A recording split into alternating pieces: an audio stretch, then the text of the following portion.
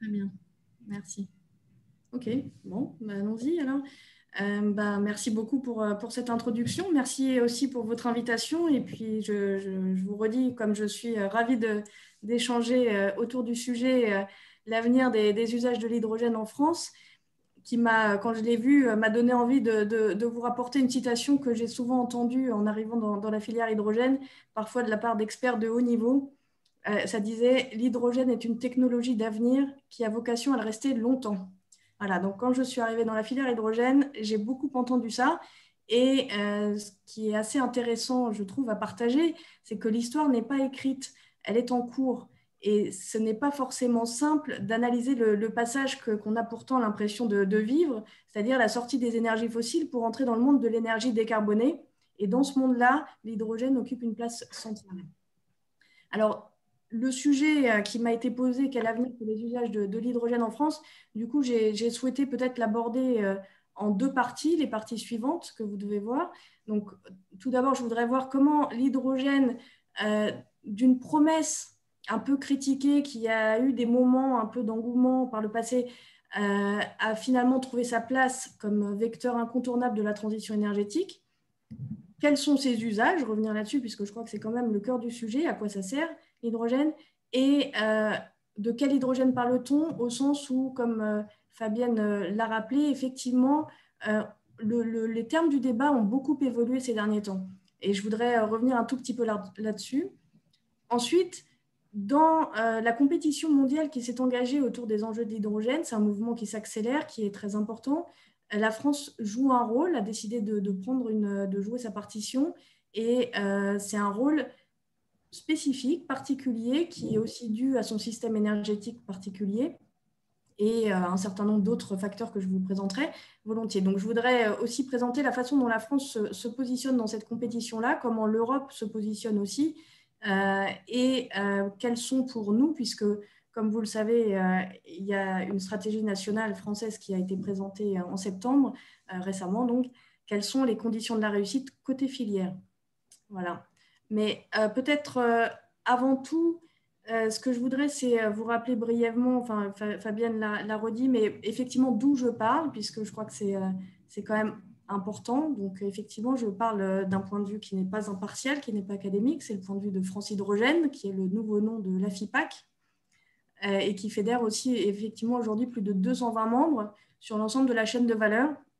Alors, nos missions, voilà, je vous les ai listées là, mais comme on l'a dit, nous sommes une organisation de lobbying, c'est-à-dire que nous défendons, les membres de l'association défendent l'idée que l'hydrogène joue un rôle dans la transition énergétique pour décarboner des secteurs de l'économie, et que l'hydrogène peut être une opportunité industrielle en France. Donc ces acteurs-là qui sont de l'amont à l'aval.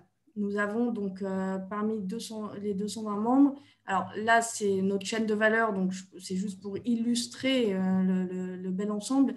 En réalité, donc, on est organisé par collège, et nous avons un collège recherche qui comprend des fédérations de laboratoires, des acteurs comme le CNRS, comme le CEA, le FC Lab, je ne vais pas tous les citer.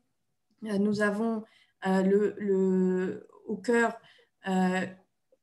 à peu près 150 acteurs industriels qui sont des grands groupes, environ une trentaine ou une quarantaine de grands groupes, de l'énergie, des transports, et de plus en plus des grands groupes industriels, des filières consommatrices d'hydrogène. Je reviendrai sûrement là-dessus dans le cours de l'exposé. Et puis, peut-être une spécificité de notre association, donc, puisqu'on n'est pas tout à fait un syndicat, nous avons un collège collectivité territoriale qui rassemble plus de 65 collectivités. Alors, nous avons donc 12 régions métropolitaines, dont la région Auvergne-Rhône-Alpes, des métropoles, dont la métropole de Grenoble, et des syndicats d'énergie, des syndicats de transport, des pôles de compétitivité. Donc en Auvergne-Rhône-Alpes, par exemple, nous avons Tenerdis qui est membre, et puis des intercommunalités. Voilà. C'est donc 220 acteurs, mais il y en a de plus en plus, qui défendent donc l'idée, comme je l'ai dit, du rôle de l'hydrogène dans la transition, qui défendent l'idée d'une filière industrielle, et qui défendent l'idée, et c'est pour ça que nous avons beaucoup d'acteurs, des collectivités qui défendent l'idée que l'hydrogène se déploie selon des écosystèmes territoriaux.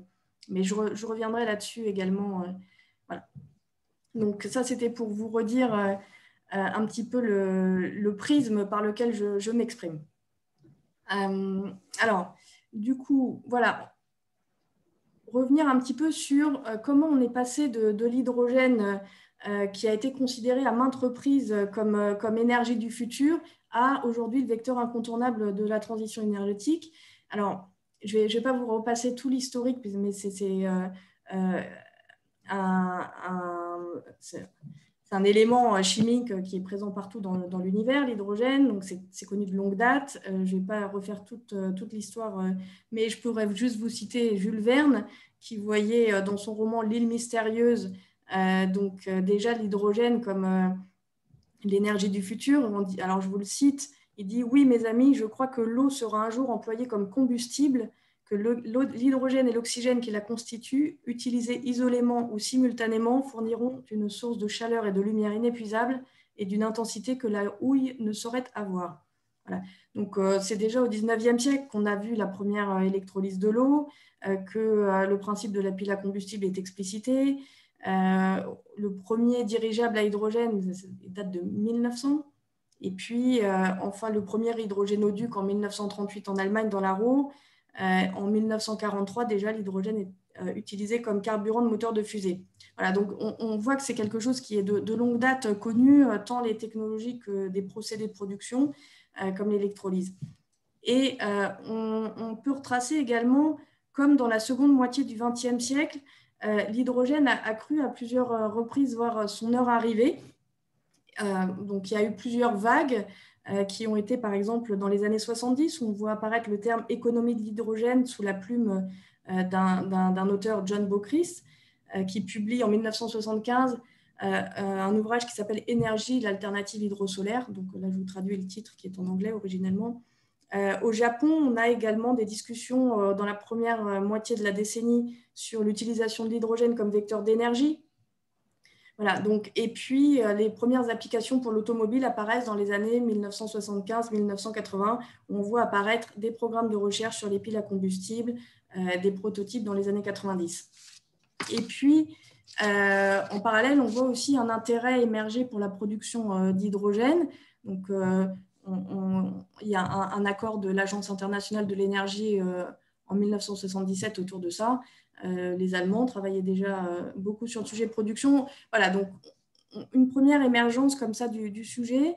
Et puis, on voit une autre vague dans les années 95-2000, notamment dans la mobilité, où, par exemple, Volkswagen présente son premier prototype qui s'appelle Bora Variant en 1996. On voit des programmes de développement de véhicules légers au Japon, le prototype Toyota RAV4 V1 qui est présenté en 1996.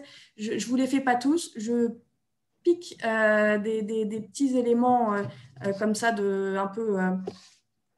un peu focaux, mais c'est simplement voilà, pour illustrer un petit peu ces vagues qui ont émergé autour de l'hydrogène. Aux États-Unis également, dans les années 90, on voit l'augmentation des financements publics à travers le programme hydrogène du Department of Energy. Voilà. En France, dans les années 90, le CEA travaille également sur le sujet et participe en tant que maître d'ouvrage à un programme national de recherche pour un véhicule propre et autonome en énergie qui rassemble PSA et Renault. Voilà. Renault participe à un projet européen du 3e programme cadre pour la recherche et le développement en 1994. C'est le programme Fever pour un véhicule à pile à combustible qui a été présenté en 1997. PSA a participé aussi à des projets comme ça. Voilà. Et puis, c'est une nouvelle vague, mais qui, celle-ci, continue de monter à partir des années 2010-2012. Voilà, à titre d'exemple, la PME que vous connaissez, Symbio, puisqu'elle a été créée dans la région grenobloise, elle a été créée donc en 2010. Et Michelin, qui de longue date aussi s'intéresse au sujet, est entré au capital en 2014. On a en même temps au niveau national les programmes Nouvelle France industrielle qui remet un peu sur les sujets R&D, le sujet hydrogène et piles à combustible. Voilà, donc on voit ces différentes phases, mais pendant longtemps, le sentiment qui prévaut, c'est quand même que ces promesses-là ne transforment pas l'essai, ne sont pas convaincantes, ni pour la mobilité, donc les prototypes ne sont pas devenus des séries, et puis ni pour le stockage d'énergie, qui était aussi le sujet de l'hydrogène, pouvoir stocker les énergies renouvelables, je vais revenir là-dessus, mais de l'avis général, on n'a pas besoin de stocker cette énergie pour l'instant. Voilà. Alors, qu'est-ce qui a fait qu'aujourd'hui, on est convaincu que c'est l'heure de l'hydrogène, cette fois, pour de bon, et que ce cercle vertueux se met en place et le mouvement ne va pas retomber. C'est une conjonction de facteurs qui probablement n'étaient pas réunis précédemment. Alors, d'une part, la maturité des technologies, puisqu'il y a eu toujours des travaux en matière de R&D, en matière de démonstration, et les technologies aujourd'hui ont été largement éprouvées. Également, on assiste à une baisse des coûts des piles et des systèmes, donc une baisse des coûts de l'électrolyseur, une baisse du coût des piles, une réduction des besoins en platine dans les piles à combustible pour la mobilité. Voilà, donc tout ça fait qu'on peut commencer à envisager l'accessibilité de ces technologies à certaines conditions, sur lesquelles je vais revenir aussi. Mais surtout, ce qui a fait probablement la bascule, c'est l'importance qu'on accorde aux enjeux de la lutte contre le changement climatique. Avec bien sûr les rapports du GIEC et l'enjeu de la réduction drastique des émissions de gaz à effet de serre, mais également dans les zones urbaines, l'enjeu de la qualité de l'air. Et on a vu, ça s'est traduit en particulier par exemple en France, avec la loi de transition écologique de 2015 qui préconise des carburants alternatifs dans les renouvellements de flottes de bus en collectivité. Mais on voit que la pollution de l'air, je crois que c'est un rapport de mémoire, un rapport du Sénat de 2015 qui dit que la pollution de l'air coûte plus de 100 milliards d'euros par an en France. Voilà, et qui est responsable selon l'OMS, de 48 000 morts par an en France aussi, de morts prématurées. Il ne faut pas exagérer. Également, on se pose la question de l'accès aux ressources pétrolières et puis également la montée en puissance des énergies renouvelables qui se matérialisent dans la loi de transition énergétique avec des objectifs chiffrés. Voilà. Donc, ces facteurs-là, du coup, mis ensemble, rendent la promesse de l'hydrogène beaucoup plus concrète. Voilà. Et puis, on constate également une mobilisation des acteurs, en particulier sur les territoires. Voilà, c'est d'une part probablement lié aux compétences qui sont accordées dans le cadre des lois de décentralisation, des compétences en matière d'intégration des énergies, en matière de drainage des financements, par exemple européens, notamment les fonds structurels, des compétences en recherche, en formation. Enfin, on voit à plein d'égards que des acteurs des territoires se mobilisent et commence à penser l'hydrogène dans des boucles vertueuses au niveau local, c'est-à-dire production, distribution et usage. Voilà. Alors, bon, et puis je ne le mets pas là, mais probablement aussi le fait que dans le monde, on voit des investissements massifs, je reviendrai là-dessus plus tard, mais voilà, on voit que la compétition mondiale s'engage et probablement ça participe de cette réflexion. Alors, les usages de l'hydrogène, à quoi ça sert l'hydrogène? À beaucoup de choses. Donc, on voit que, en fait, c'est opéré un changement de paradigme du système énergétique matérialisé par la nécessité, donc je l'ai dit, de réduire les émissions de gaz à effet de serre, donc ce qu'on appelle rapidement la trajectoire zéro carbone, couplée donc à l'intégration croissante des énergies renouvelables. On passe en gros d'un système centralisé avec des grosses unités de production d'électricité pilotables à un système de plus en plus décentralisé, digitalisé, décarboné, avec le développement des énergies renouvelables. Et dans ce contexte-là, l'électricité va être amenée à jouer un rôle de plus en plus important dans le système énergétique. Mais on sait que l'hydrogène ne pourra pas tout faire. Notamment, il y a des secteurs qui sont difficiles à électrifier, par exemple dans l'industrie, la réduction du minerai de fer, mais également la production de ciment ou encore le transport lourd.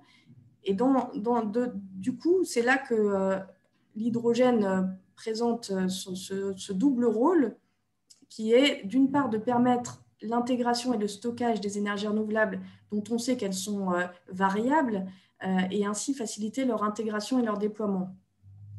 Et puis participer donc à la décarbonation de secteurs entiers de l'économie, donc de l'industrie, des transports, du bâtiment. Je vais revenir là-dessus en précisant un petit peu. Hop, voilà.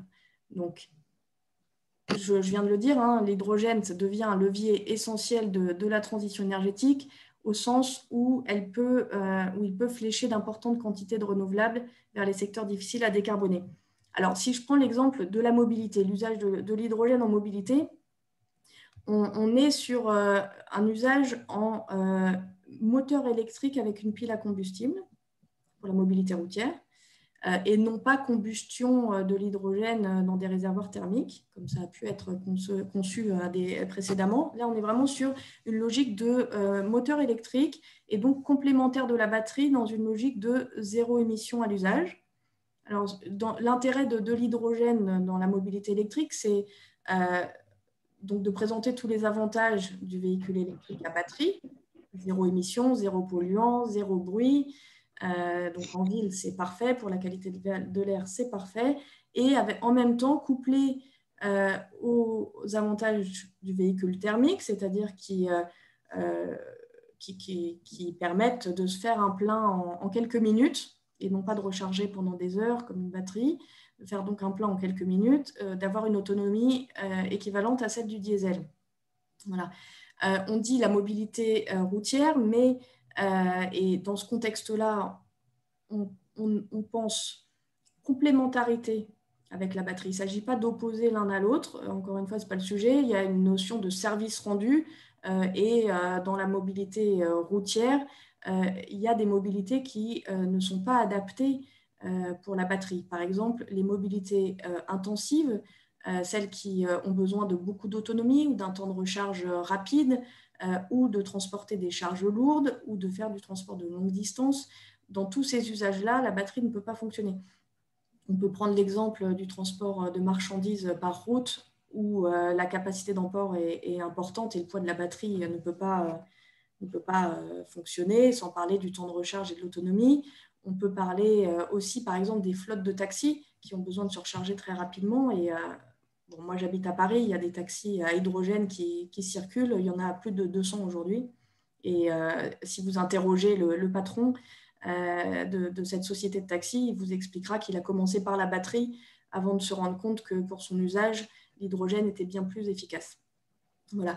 Alors, on dit mobilité routière, mais il faut quand même noter que dans la mobilité, dans l'hydrogène, toutes les mobilités peuvent être concernées, donc, y compris la mobilité non routière, typiquement les engins de chantier dans le BTP, etc.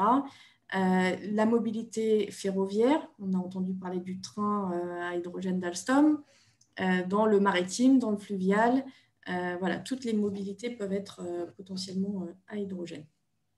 Un autre usage très important de l'hydrogène, c'est dans l'industrie. L'hydrogène est utilisé de longue date dans l'industrie, par exemple dans l'industrie pétrolière pour désulfurer le pétrole, pour produire dans la composition des engrais, par exemple, pour produire de l'ammoniac, dans les produits chimiques. Et on peut donc, pour l'instant, l'hydrogène qui est utilisé dans les applications industrielles est de l'hydrogène carboné, c'est-à-dire qui est produit par craquage de la molécule de gaz naturel, donc c'est émetteur très fortement de CO2. On considère que pour produire 1 kg d'hydrogène par craquage de la molécule de gaz naturel, on produit en moyenne 10 kg de CO2. Voilà, donc cet hydrogène-là est utilisé de longue date dans l'industrie, dans les applications que j'ai mentionnées, raffinerie, chimie, etc. Mais c'est de l'hydrogène polluant. Et donc, un des usages de l'hydrogène aujourd'hui, ça pourrait être de remplacer cet hydrogène issu de fossiles par de l'hydrogène produit par d'autres procédés de production, sur lesquels on reviendra plus tard, mais en particulier l'électrolyse de l'eau, qui elle-même n'émet aucun polluant. Il s'agit de plonger un courant électrique dans de l'eau et on coproduit simultanément de l'hydrogène et de l'oxygène. Voilà. Donc, décarboner l'industrie, c'est remplacer en particulier l'hydrogène carboné utilisé aujourd'hui et de longue date et en grande quantité, en France en particulier, près d'1 million de tonnes par an, par de l'hydrogène décarboné. Alors, on peut également utiliser l'hydrogène qui serait produit de manière vertueuse, donc sans polluant, dans le secteur du gaz. Donc, si l'hydrogène est propre, on peut l'introduire dans les canalisations de gaz en substitution du gaz naturel, du gaz fossile. Il y a quand même des contraintes à la fois réglementaires et de sécurité, mais les opérateurs gaziers pensent qu'on peut aller... Après, il y a des questions de modèle économique, mais disons techniquement jusqu'à 20% d'hydrogène dans le gaz naturel. Voilà. On peut également utiliser l'hydrogène dans la production électrique, notamment à travers la pile à combustible. On peut l'imaginer dans diverses applications, par exemple dans le résidentiel tertiaire ou bien de la fourniture d'électricité pour remplacer des générateurs diesel dans l'événementiel, par exemple, mais dans le BTP, dans les travaux publics, où on peut utiliser aussi l'hydrogène rendu en électricité par de la fourniture d'électricité de secours pour les applications critiques ou l'alimentation à quai des navires dans les ports, par exemple. Bon. On l'a dit, il y a l'idée aussi que donc, cet hydrogène facilite l'intégration massive des électricités renouvelables variables dans le système énergétique. Et bon, là, c'est un petit peu, peut-être pas le sujet du jour, mais on considère de plus en plus, ça c'est RTE qui analyse ça, le rôle que peut jouer l'électrolyseur comme instrument de flexibilité et de service rendu au réseau électrique. Voilà. On peut imaginer aussi, en fait, l'intérêt de l'hydrogène, c'est de pouvoir équilibrer les réseaux électriques et gaziers, délester une partie de la production électrique vers les réseaux de gaz. Voilà. Donc, on voit qu'on a un certain nombre d'usages de l'hydrogène qui rendent très pertinent de le penser non plus en silo ou par application, mais de le penser dans des logiques globales. Parce que on a différents enjeux de décarbonation, décarboner les transports, décarboner l'industrie, décarboner les réseaux, par exemple. On a des enjeux d'intégration des renouvelables à des échelles parfois relativement localisées. Et donc, l'hydrogène trouve un sens quand on le conçoit dans une approche un peu écosystémique, un peu, on disait il y a quelque temps encore, on le dit toujours, holistique. Voilà. Il faut l'appréhender de manière un peu plus globale. Voilà. Alors, une fois qu'on a dit ça, est-ce que l'hydrogène sert à tout et est-ce que l'hydrogène va remplacer toute autre source ou vecteur d'énergie? Non.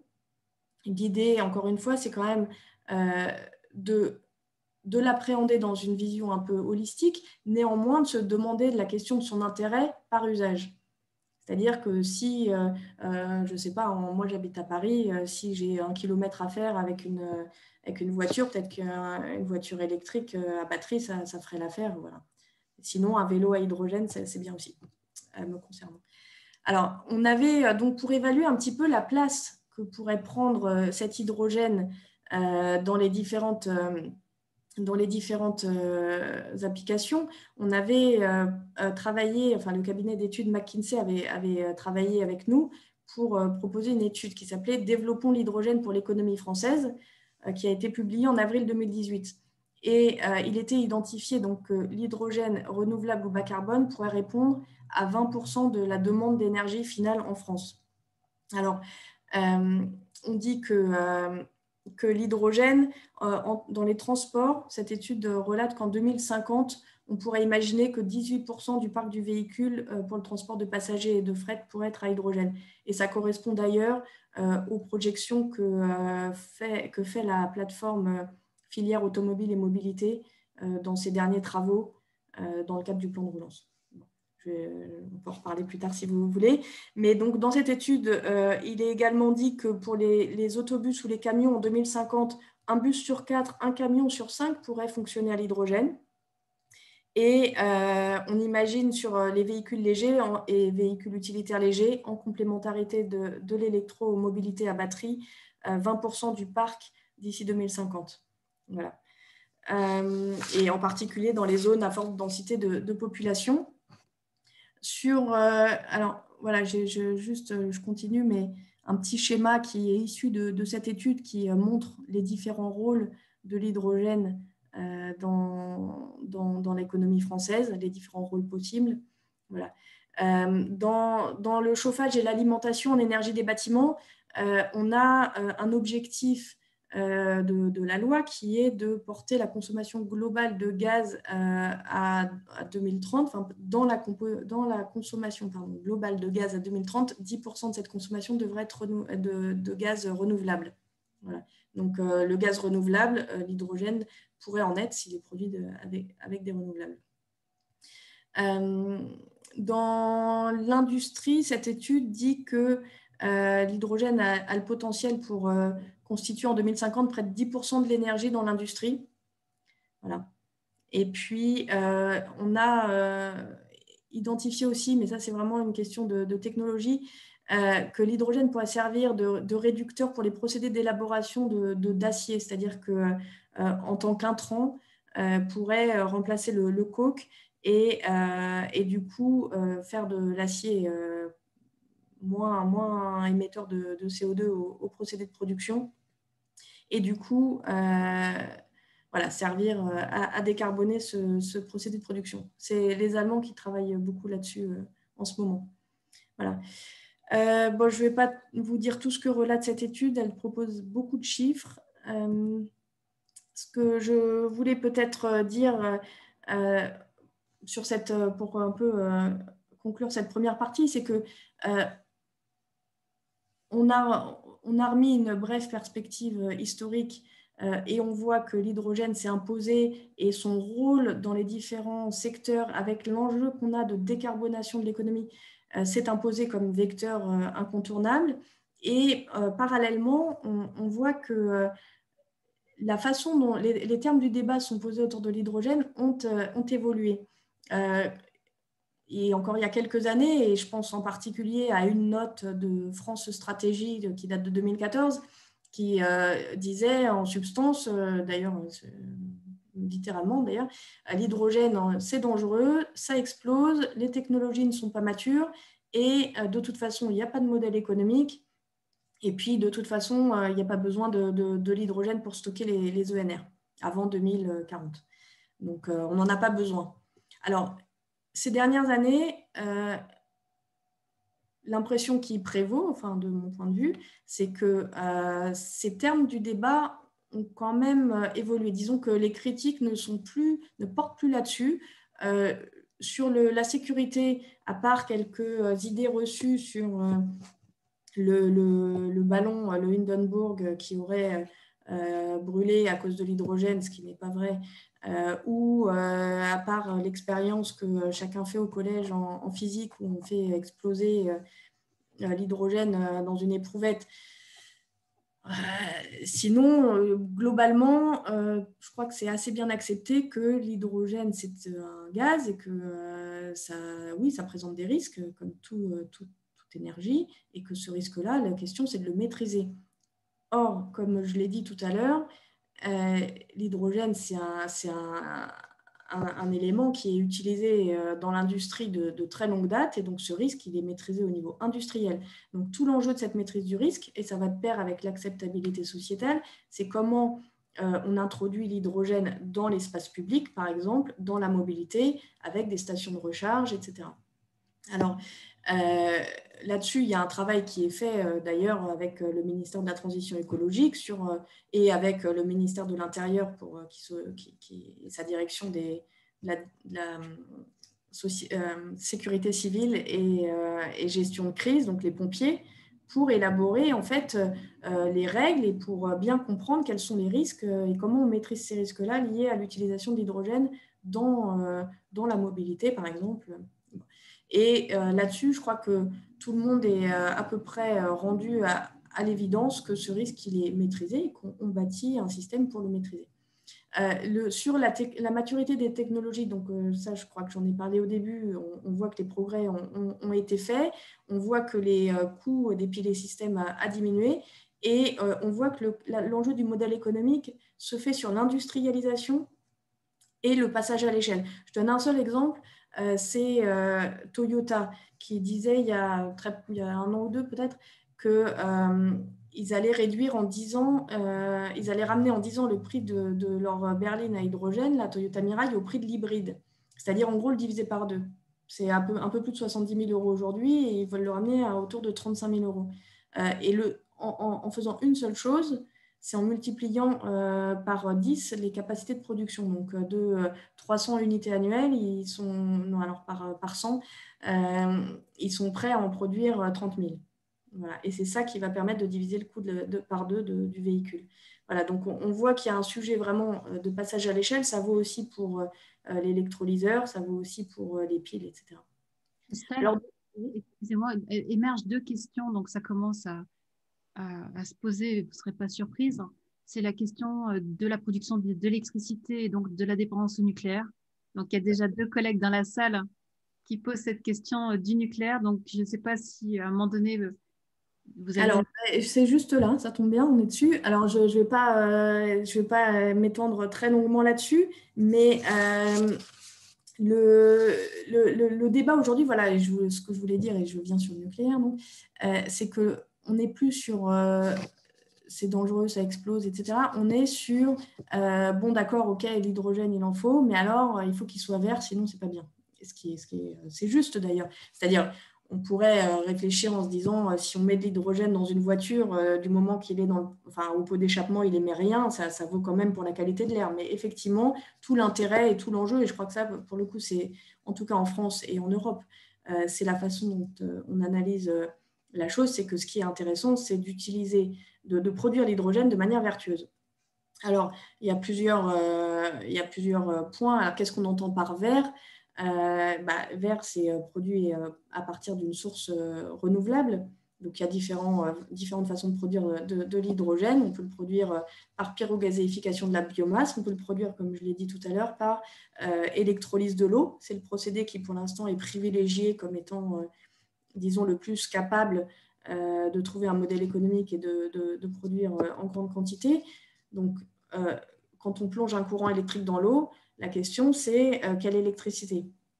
Alors, effectivement, si on plonge de l'électricité qui a été produite par une centrale à charbon, l'électrolyse elle-même, elle n'émet pas de polluants, mais effectivement, l'électricité originelle, elle n'est pas très propre. En France, il se trouve qu'effectivement, on a un mix énergétique fortement nucléarisé, et même si sa part dans le mix baisse, eh bien, pour l'instant, elle existe et ça donne une valeur ajoutée au mode de production choisi en France, qui est l'électrolyse de l'eau. Voilà.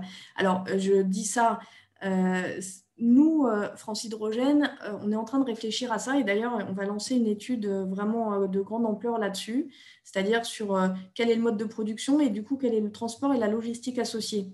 Et comment surtout, parce qu'il y a le nucléaire comme sujet, mais il y a aussi un autre sujet qui est important, c'est comment on concilie un enjeu d'écosystèmes locaux et d'autonomie des territoires et de décentralisation de l'énergie avec ce qui est en train de se mettre en place, et je vais y revenir dans ma deuxième partie, avec un commerce international de l'hydrogène où on pourrait produire de l'hydrogène renouvelable à partir de lieux où l'électricité est abondante et pas chère. Hein. Ça peut être en Espagne, mais ça peut être dans le désert du Sahara ou au Chili, et puis importer l'hydrogène qui donc serait potentiellement, qui serait vert.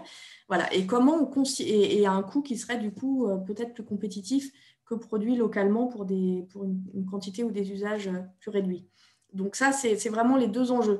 Alors sur le premier enjeu qui est le mode de production et la question nucléaire, pour l'instant, nous, encore une fois, on n'a pas d'avis sur ce qu'il faut faire ou le mieux à faire.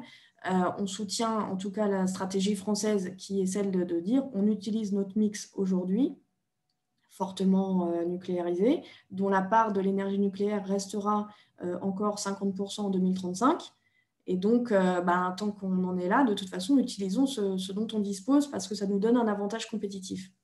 Voilà. Et ça, c'est la position, c'est une position que nous, on défend volontiers, mais je dois dire que c'est surtout la position de notre ministre de la Transition écologique. Donc, comme ça, on peut tout à fait être confiant et rassuré. Voilà. Mais on pourra revenir un peu là-dessus parce que en fait, ça pose plus de questions que ça n'apporte de réponses en réalité. C'est-à-dire que si je viens sur la deuxième partie, je voudrais dire un mot typiquement sur ce qui se passe au niveau mondial et sur les considérations qui sont établies dans différents pays et sur le fait que si des plans ont émergé partout, l'enjeu climatique et la réduction des émissions de gaz à effet de serre, ce n'est pas forcément ce qui est le driver principal dans un certain nombre de pays. Et dans certains pays, le choix est même fait de produire avec de l'hydrogène carboné pour développer les technologies de production et être compétitif, faire baisser le coût et puis faire émerger, avoir un avantage compétitif sur les technologies. Donc, voilà, tout ça se discute, ce n'est pas très simple. Mais bon, je vais y revenir si vous voulez bien. Donc, du coup, voilà, le sujet, une fois qu'on a dit que l'hydrogène, c'était fondamental pour réussir la transition écologique, voire même incontournable, c'est-à-dire sans hydrogène, maintenant, ce qui est à peu près admis, sans hydrogène, on ne pourra pas réussir la transition énergétique. Le sujet, c'est une fois qu'on a dit ça, comment faire de ce vecteur de transition énergétique une opportunité industrielle et de création d'emplois. Et c'est là qu'on voit dans la course qui se passe au niveau mondial que des choix et des positions sont prises et des choix sont faits. Et je voudrais mettre un tout petit peu en avant ce que fait la France, justement. Donc,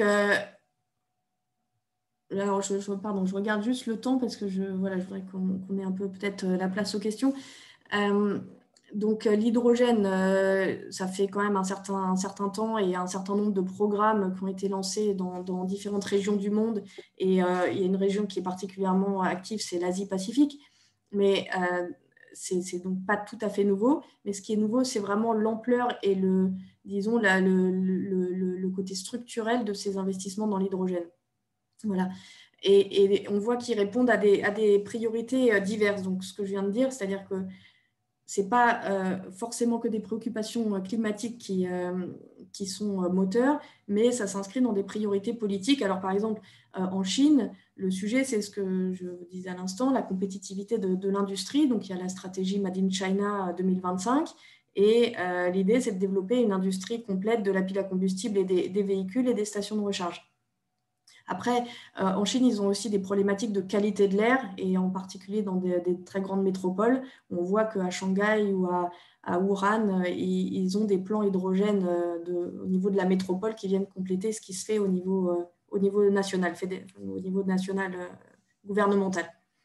Il y a un sujet qui est aussi la question de l'indépendance énergétique. Par exemple, au Japon, donc, dans la stratégie énergétique du Japon, l'hydrogène, ça vient assez rapidement puisqu'ils importent 94% de leur énergie primaire. Alors, les Japonais, on sait qu'ils ont souhaité de longue date être la première société hydrogène au monde et ils investissent énormément, donc 1,5 milliard d'euros en 6 ans en R&D. Et puis, pour développer les nouveaux usages. Alors, au Japon, ils sont sur les piles à combustible résidentielles également, ce qu'on a moins pour l'instant chez nous. Donc, il y a aussi le sujet de valorisation des énergies renouvelables. Il y a des régions du monde qui se disent qu'ils ont un avantage compétitif avec un fort potentiel de renouvelables et qui peuvent donc s'appuyer sur du coup un coût de l'électricité assez favorable, par exemple l'Australie. Et on voit qu'un commerce international se développe entre l'Australie, qui produit de l'hydrogène, et qui l'emmène par bateau jusqu'au Japon. Voilà. Mais dans toutes ces régions du monde, et je vais venir plus précisément sur l'Europe et puis sur la France, mais on voit qu'il y a une logique un peu globale avec l'idée de développer des systèmes complets de l'amont à l'aval, avec aussi un enjeu, et c'est le nôtre, de passage à l'échelle pour optimiser les coûts. Voilà. Alors, je donne un dernier exemple, mais un petit pays comme la Corée, puisque je l'ai cité sur la slide. Enfin, un petit pays, c'est pas ça, mais c'est un pays qui investit quand même 2 milliards d'euros en investissement public-privé pour développer une économie de l'hydrogène avec un rôle central autour de la mobilité. Et d'ailleurs, vous connaissez Hyundai, qui est constructeur coréen, qui a développé des modèles de véhicules à hydrogène qui sont utilisés en particulier par les taxis parisiens. Voilà. Alors, il y a des jalons importants dans ce mouvement, dans cette course à l'hydrogène au niveau mondial. Il y en a beaucoup, il y a beaucoup d'organisations, il y a beaucoup de choses qui se sont passées. Donc, c'est tout à fait arbitraire de n'en citer que 2. Voilà, c'est ces 2-là que je voulais vous citer, parce qu'ils ont été quand même un peu marquants. Donc, il y a eu la création du Hydrogen Council à Davos en janvier 2017. Alors, le Hydrogen Council, il est composé de PDG, de CEO, de groupes. Au début, il y en a eu 13 à l'origine. Aujourd'hui, ils sont, je ne sais plus combien, mais peut-être pas loin entre 50 et 100 probablement, je ne sais plus exactement. Mais l'idée, c'était que les PDG de grands groupes se demandent ensemble à leurs gouvernements respectifs d'investir massivement sur l'hydrogène. Et le Hydrogen Council donc, continue ses travaux et publie régulièrement des études et continue son travail de promotion du passage à l'échelle pour l'hydrogène. Et puis, un rapport de l'Agence internationale de l'énergie qui a été demandé, puisque le G20 avait lieu au Japon, donc qui a été demandé par le Japon et qui a été présenté lors de la réunion du G20 en juin 2019.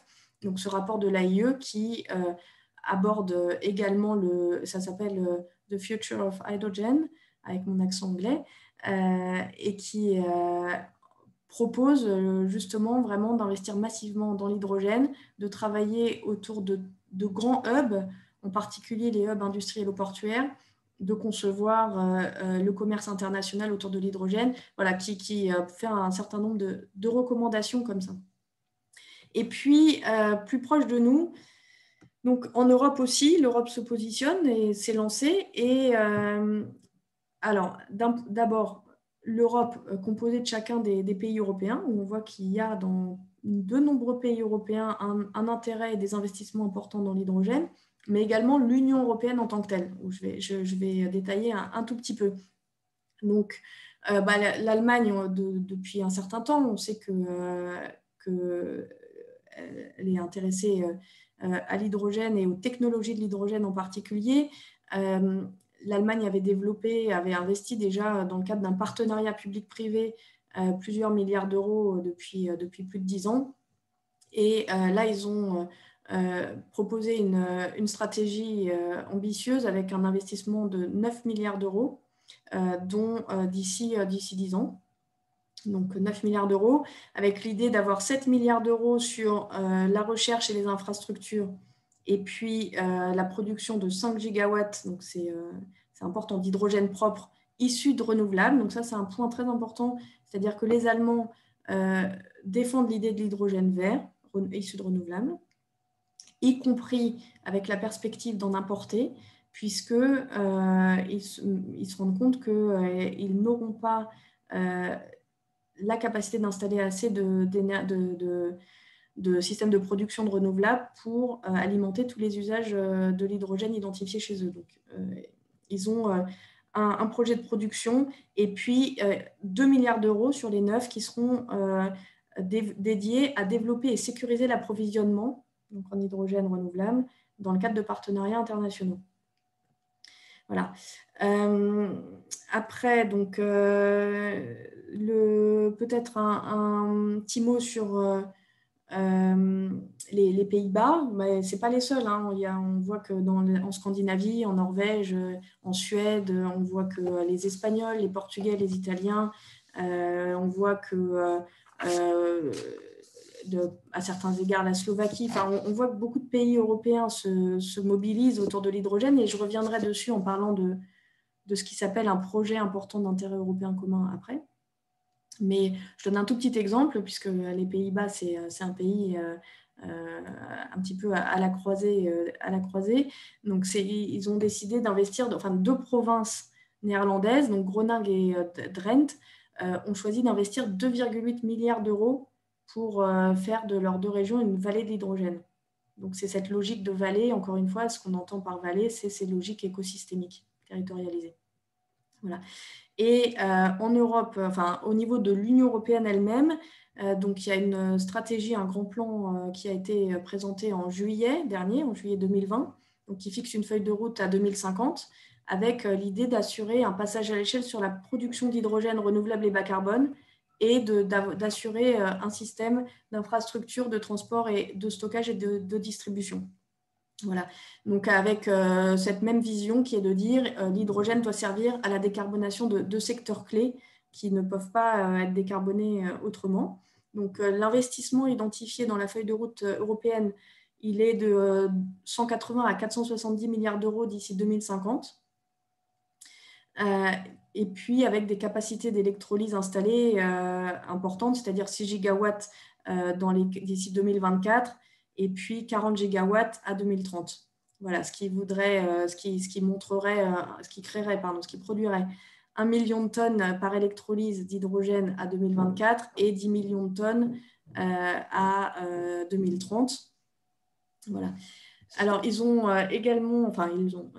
européenne a également mis en place des outils pour mettre en œuvre cette stratégie. Donc, ce qu'on appelle la Clean Hydrogen Islands, c'est une organisation rassemblant les acteurs industriels, dont on espère nous aussi d'ailleurs faire partie, et puis la Commission européenne pour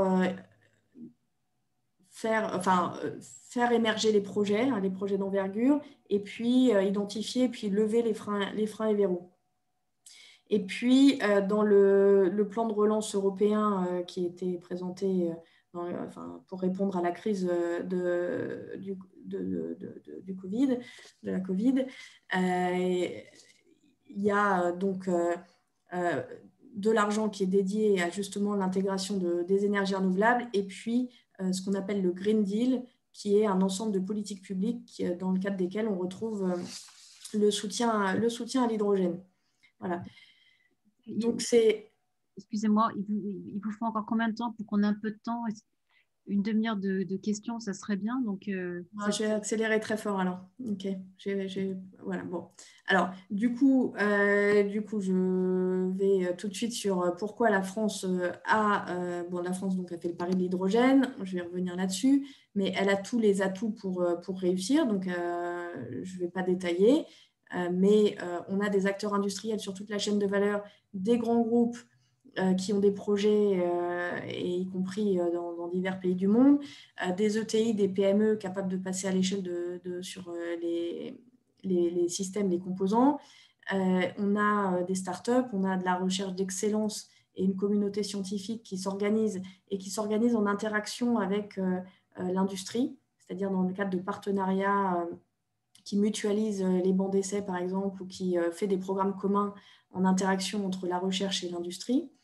On a donc des engagements forts de décarbonation au niveau national, donc c'est la loi énergie-climat dont j'ai parlé tout à l'heure, et à l'échelle territoriale, donc ça, je ne reviens pas dessus tout de suite.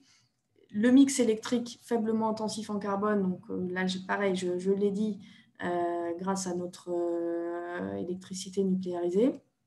Et puis, ce qui a été identifié, voilà, c'est cette capacité à créer une filière compétitive de production d'hydrogène renouvelable et bas carbone. Donc l'idée, et d'ailleurs c'était déjà le cas dans le plan de Nicolas Hulot, c'était de dire il faut qu'on soit capable de produire nous-mêmes de l'hydrogène renouvelable ou bas carbone, et que cet hydrogène puisse décarboner l'industrie, servir les nouveaux usages comme la mobilité, décarboner les réseaux de gaz, etc. Voilà. Donc le plan de Nicolas Hulot en 2018, c'était déjà une avancée majeure. On a eu 100 millions d'euros, 2 appels à projets, et c'était un signal fort. On a eu aussi des outils qui s'appelaient les engagements pour la croissance verte, qui nous permettaient de structurer un peu la filière et d'interagir quotidiennement avec les services de l'État pour mettre en œuvre ce plan. Et en fait, c'est tout ce travail de construction-là qui a abouti à la stratégie nationale française qui a été présentée en septembre 2020, le 8 septembre dernier, donc qui se présente donc sous forme d'un soutien public sur toute la chaîne, depuis la recherche jusqu'au déploiement. Donc 7 milliards d'euros de soutien public, dont 2 milliards à débloquer dans les 2 prochaines années, avec des objectifs donc, de décarbonation de l'industrie des transports, l'objectif de créer une filière industrielle française, des objectifs donc, de souveraineté énergétique. Là, on est encore une fois dans le débat de produire localement ou d'importer. Et peut-être qu'il faudra penser à un ensemble. Voilà. Et puis d'indépendance technologique, donc pour valoriser les atouts dans la compétition mondiale. Donc les axes du plan, du coup, je ne vais pas rentrer dans le détail, je pourrais y répondre s'il y a des questions.